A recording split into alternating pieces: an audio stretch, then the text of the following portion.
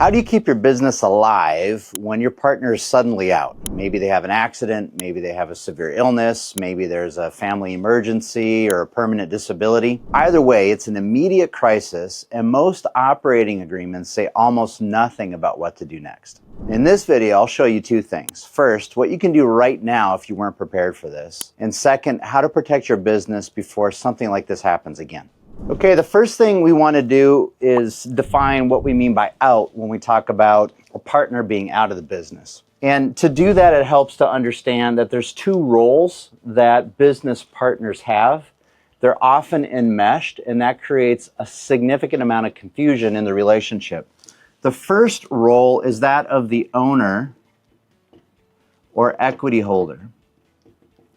This is a legal role. There's governance responsibilities in this role. It's an investor role. It's a certain kind of a role.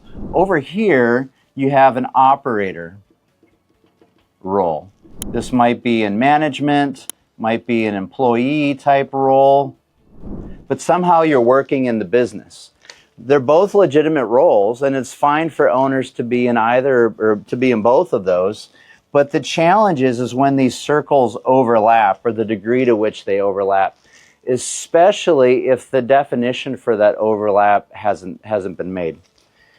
But there's almost never a problem if somebody, I shouldn't say it that way, but there's rarely major issues if an equity holder, is unavailable to show up for work. There are issues when there's an owner that is not able to show up and operate in the business, and that was a previous expectation. Maybe they functioned as some kind of a management capacity in the business. Maybe they provided some kind of technical expertise in some way, but somehow they were needed in the business for the business to operate.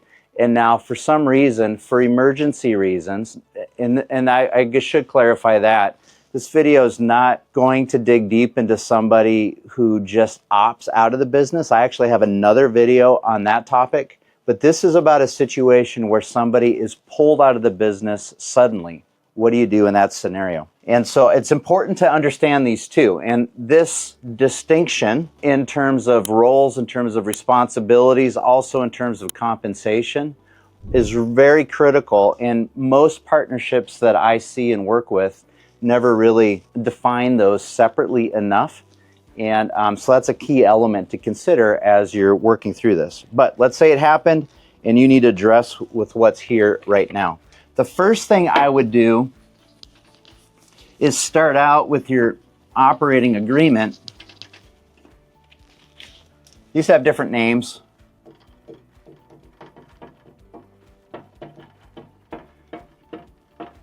But you want to define or find your operating agreement and see what that says. Whatever the specific language is where you're at or how your company was formed, you have some document that you should have some document. Not every business does. You should have some document that defines some of the legal frameworks of your business. It's kind of a contract for ownership, how we co-own the business. And in that document, it usually has some kind of language, usually badly defined, to be honest, but it has some kind of language that talks about what happens if there's certain unexpected issues. And one of those has to do with what happens if an owner, dies suddenly or something like that happens. So the first thing that you want to do is check and see, what does our operating agreement say about the owner expectations versus the operator expectations?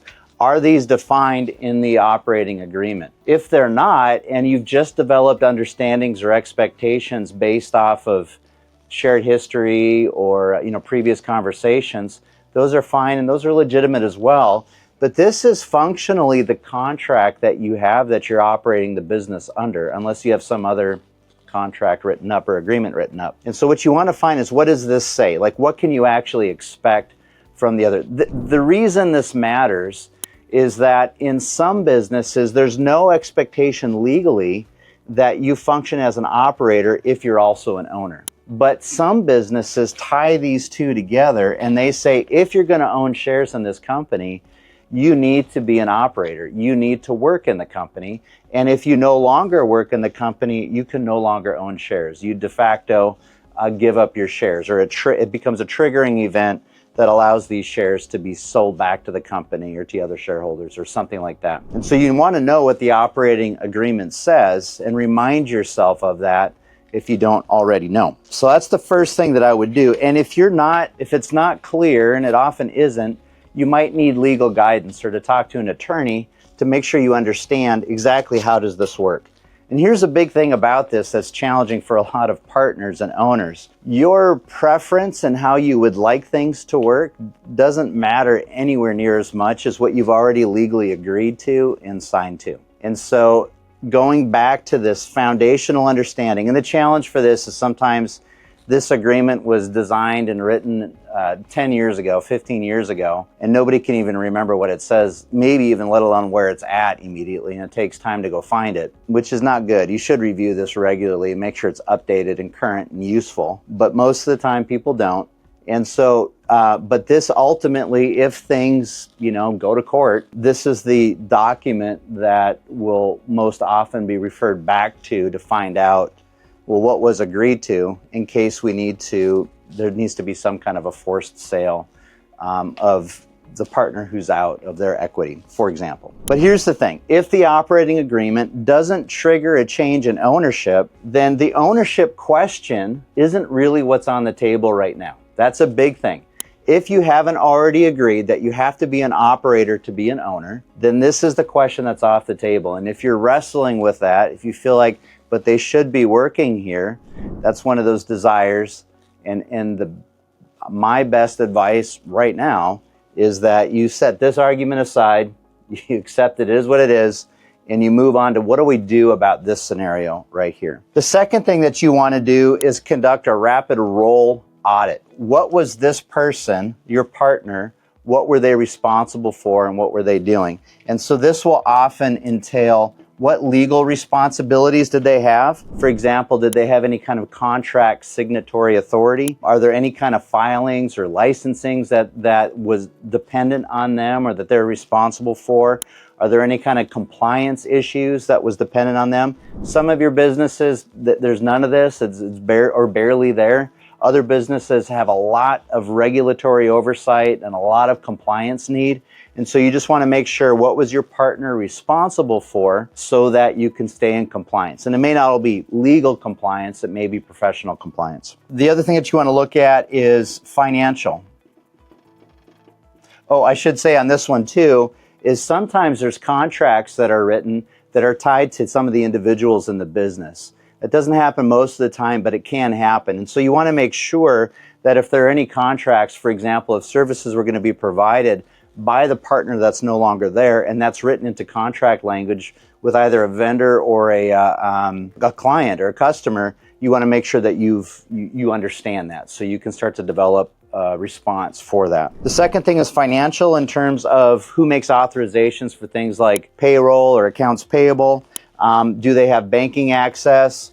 Do you need to address that in some way? Are they overseeing budgets or billing or anything like that? You just want to check and see what role do they have with that and who is now going to take on those responsibilities. Another one has to do with sales or business development. What level of responsibility did they have in that area? What kinds of relationships did they have? What kinds of accounts did they manage? Are there any deals that were under negotiation that you need to step into and not let drop?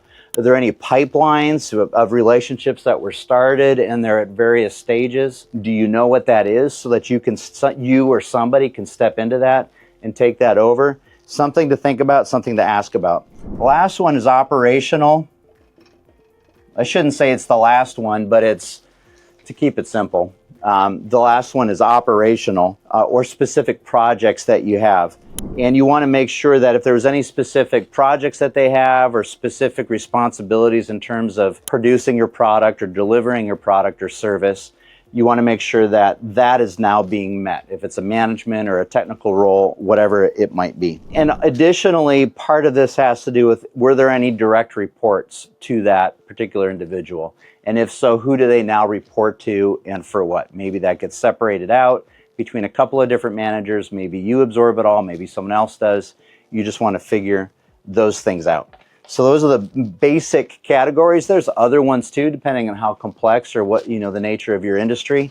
But those are the basic categories that you want to think through. If you go to my website, I have an emergency succession planning template. It's after the fact for you to look at it now, but if you do download it and look at it, it'll go through specific detail about the kinds of questions and contacts and where they put their information, and it'll help you think through, what do I need to know, and am I missing anything? And it'll give you some sense of peace because it's a pretty thorough audit in that regard. So I encourage that you look that up. The operational side of a crisis is tough, but it's the human side, the part that paperwork can't touch, that actually can sink your business. And you don't have to stay stuck. I've seen firsthand how quickly things can unravel if you don't prepare for moments like this. If you'd like practical tools to prepare to help you protect your growing company through situations like this, go to christianmuntean.com. You'll find resources there, specifically the Succession 360 Toolkit, that will help you through these kinds of scenarios where there's an unexpected interruption or issue with leadership in terms of absence. All right, so for the next part of it is we want to define what kind of out we're talking about. So we're defining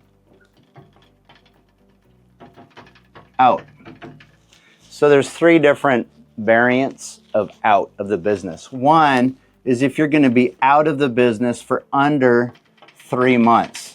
So let's say somebody needs to go to some kind of intensive cancer treatment, or there's a family crisis, and it's not going to take them away forever, but it's going to significantly take them offline for about 3 months. And so in this scenario, you often don't replace the position because the assumption is that they're going to come back within 3 months, but you do need to have people carry their key responsibilities depending on what they are. And so you just start going through that list that I came up with. You start thinking about who needs to carry this additional work and how do we cover that. And you just start mapping out all of the responsibilities that they had. The way I often describe it to clients is like you're a juggler and you've got a bunch of balls up in the air. Most people already have all the balls up in the air that they can manage or that they can juggle at any one time. And so now this person being gone throws more balls up in the air. So instead of trying to juggle more balls than what you can handle or asking your team to do it, determine what balls should be set down or allowed to drop so that you're not accidentally dropping something that's important and critical to the company. So the idea is you define all the responsibilities and tasks and projects and all of the things, identify which ones of these cannot be dropped. We have to keep them up in the air. Which ones of these can be dropped or set down. Come up with a very simple plan for dropping them, setting them down, delaying them. And then for the other ones, figure out how do we keep them all up in the air. That's the most effective way for navigating a short-term period where somebody's out of the business. The other version is longer than 3 months.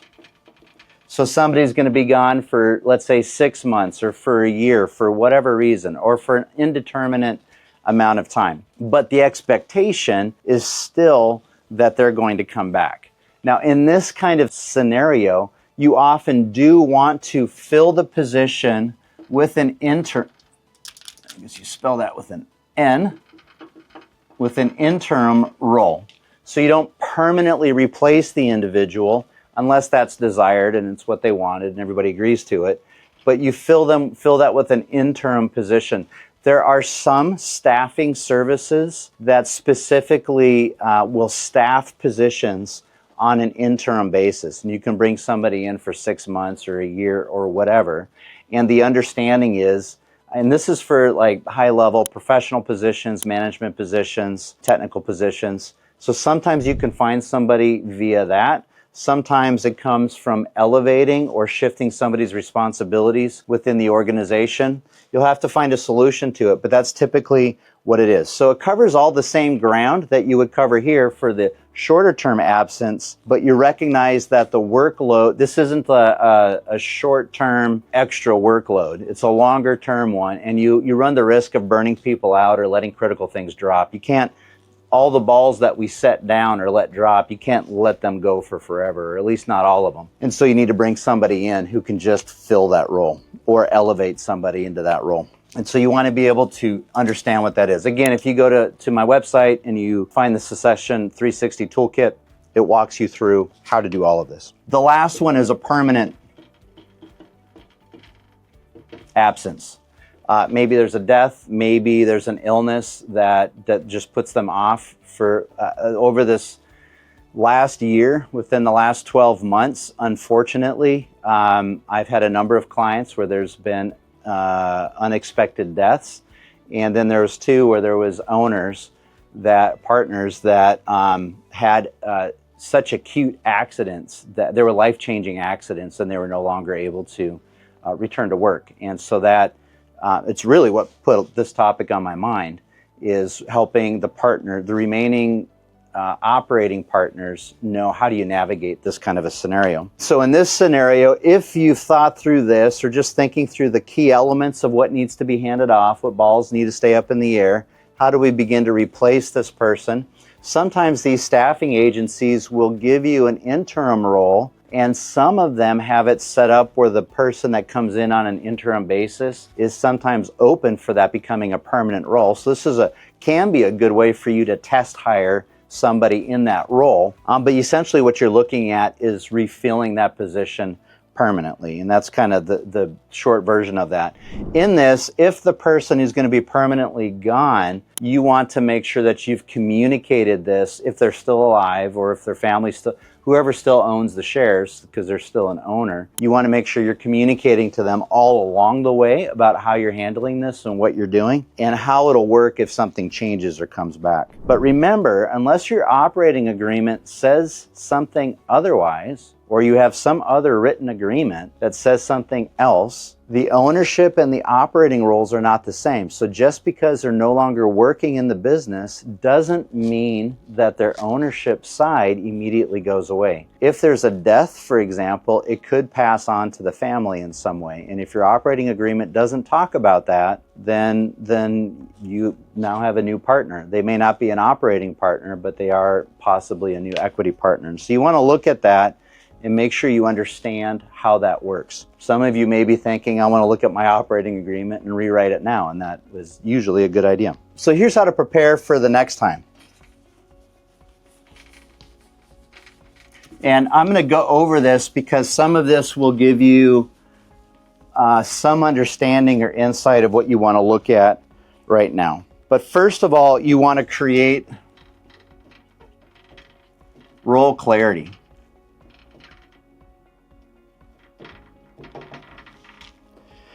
And then you also want to create redundancy. And so if you're in a very small business, let's say you've got less than a couple of dozen employees, this can be pretty tricky. But once you start to get a little bit larger, particularly if you're approaching $10, $20 million in revenue, you definitely, and even if you're a little bit smaller than that, as soon as you can, you want to try to make sure that there's no critical role in your company that only one person can perform or one person can do. You want to make sure that there's always a backup, just so people can take vacations and take time off, and it doesn't limit the company or hamstring the company in any way.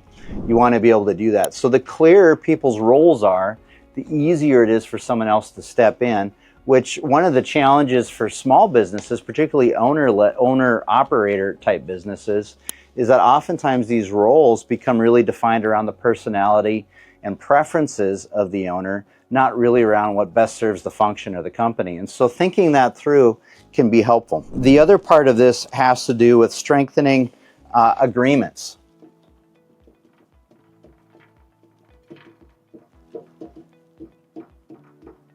So specifically things like your operating agreement and anything else. Make sure that what you have in place makes sense for your relationship right now. I worked with one group of partners, and they had embedded into their operating agreement that if something happened, a specific set of scenarios happened, that partners could be bought out for $25,000. This was a company that was worth for about 15 million, but they had it baked into their operating agreement that you could buy somebody out for 25,000. Good news is you had enough integrity and ethics amongst the partners that they didn't take advantage of that, because they could immediately, significantly improve, two of them could improve the value of their shares or their shareholdings by just buying one of the partners out for $25,000.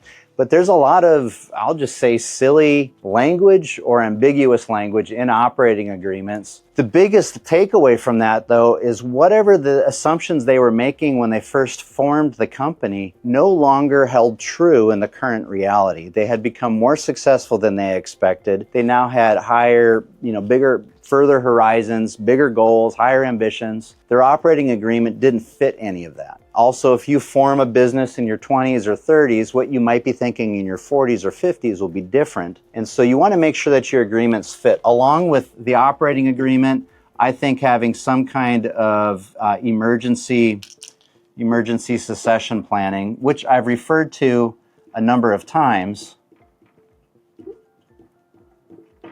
And this should be in case even for non-owners in your business that are key players, having some kind of plan for what do you do with them. These are the main things that you need to do. Again, if you go to my website, you can get all of the resources that you need, really looking up Succession 360. It's free. You just need to go in. It'll give you templates. It'll describe the process for how to do this. You can use the tools that you want. You don't have to use them all, but it'll walk you through how to do that. This kind of scenario is so disruptive to companies, and if you haven't thought through how you're going to manage it, it can just create a lot of pain and can create a lot of confusion. It can create a lot of hurt. And so I guess the last statement I want to make on this is the interpersonal side, or the relational side, the human side of this is the most challenging part. And it's, arguably the most important part of the whole situation. And so my encouragement is to, if it's not a death that removed the other operator, but there was some other kind of issue, I encourage that people relate to this via their organizational values, and in the absence of those, or even with those, making sure that they lean towards integrity and transparency so that there's no reason to distrust things, because in a heightened, stressful scenario, it's easy to become distrustful. So integrity and transparency, be truthful, and then be as respectful as you can to the other individual. And if you follow those two values or principles on their own, that will help mitigate most issues of conflict or disagreement. Hope that helps. So whether your partner faces an accident, an illness, a long-term disability, or any other issue that just pulls them out of the business, you now have a clear way to stabilize the business and prepare for the future. If you'd like to work on this and you'd like the tools that will help you support this with an emergency succession plan or any other kind of succession planning for this kind of a situation, go to my website, christianmuntean.com, and look up Succession 360. The 360 toolkit will provide you templates and resources that will guide you through this entire process.